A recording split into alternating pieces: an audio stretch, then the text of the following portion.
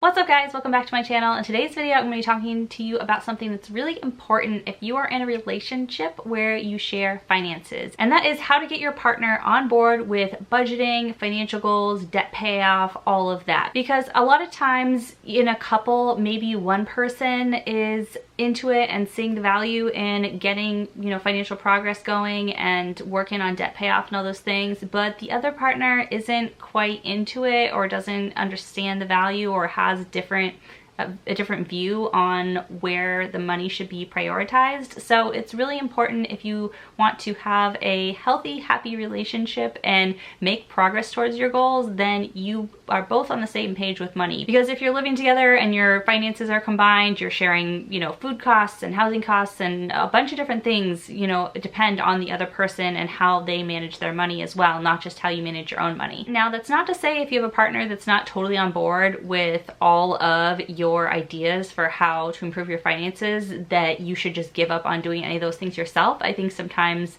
leading by example is a great way to get somebody on board. But at the end of the day, you guys need to be on the same page with your financial goals if you're gonna make the most progress possible and have it be like an exciting, happy thing rather than something that causes conflict. So I think when you are first starting to approach this with your partner, I think the first thing that is a good place to start is for you both to just write down what you want out of life. Like, what are your big picture goals? What are your dreams? What are your long-term goals? What do you picture your life looking like? Like, what age do you want to retire? And where do you want to live? And what size house do you want to live in? And how many times a year you want to go on vacation? And what types of vacations you want to go on? Where do you see the big purchases in your life being? Because if you see it as having a really nice house and fancy things inside the house, but not really going on vacation, and your partner says, I want to live in a small house and go on as many vacations as possible, then you're going to run into a little bit of conflict there, and you're going to have to figure out how to compromise so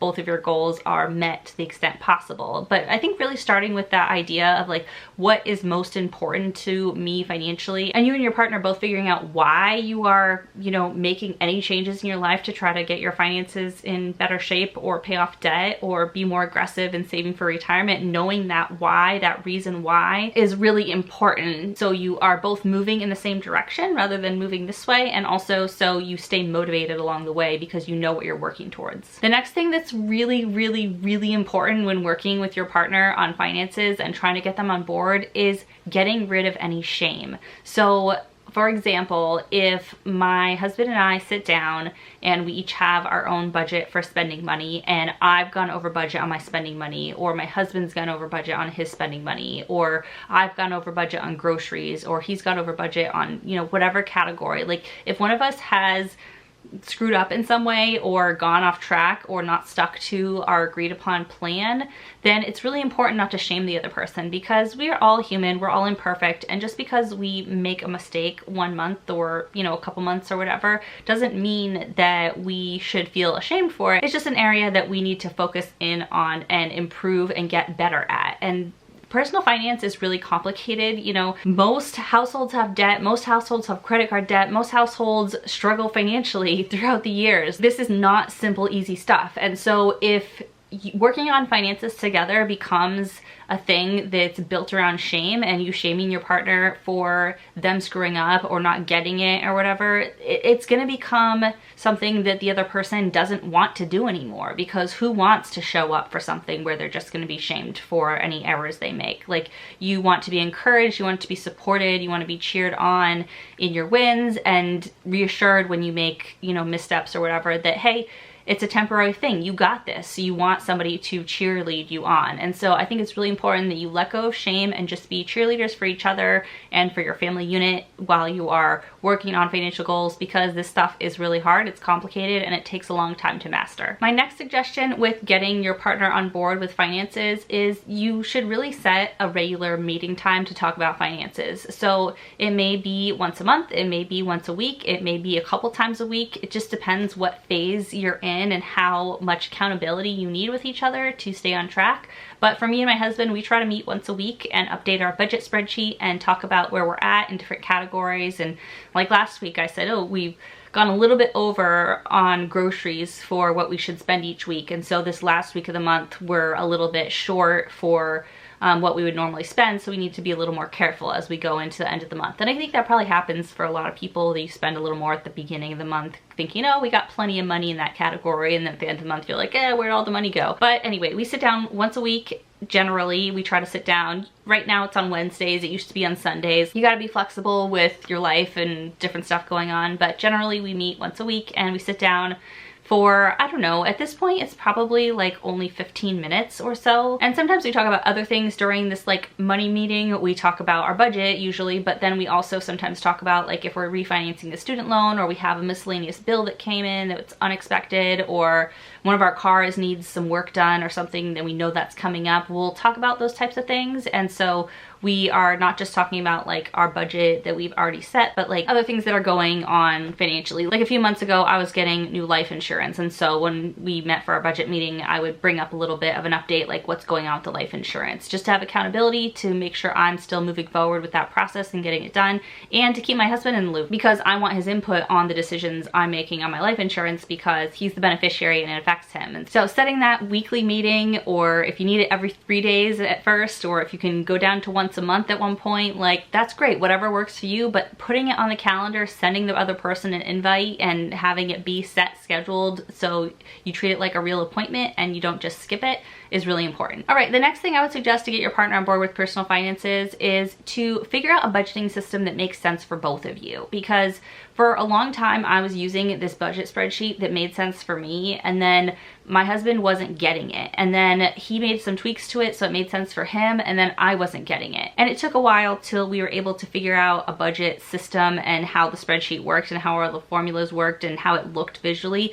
that made sense for both of our brains. So give yourself a little bit of time to figure out. If you learn different ways, if you process information different ways, you might not be able to just right away use one type of budgeting system or another and have it make sense for both of you, because ideally both of you will be involved in the budgeting. I think it's pretty normal that maybe one person will take the lead with entering everything in and the other person will be less involved, and you know, you don't need two people duplicating efforts on everything with personal finance. But it's important for me that like if I'm not able to work on our budget for a month, my husband can do it all himself. He knows exactly how to do it, and when we sit down for our budget meeting, we both enter numbers, and sometimes I look at the bank account and read it off to him and he enters it in, and sometimes he looks at the bank account and reads it off to me and I enter it in. So we both are very familiar with how the budget works and have a system now that makes sense to both of us. My next suggestion to get your partner on board with personal finance is to read some books together. And if you're not a reader, get it on Audible and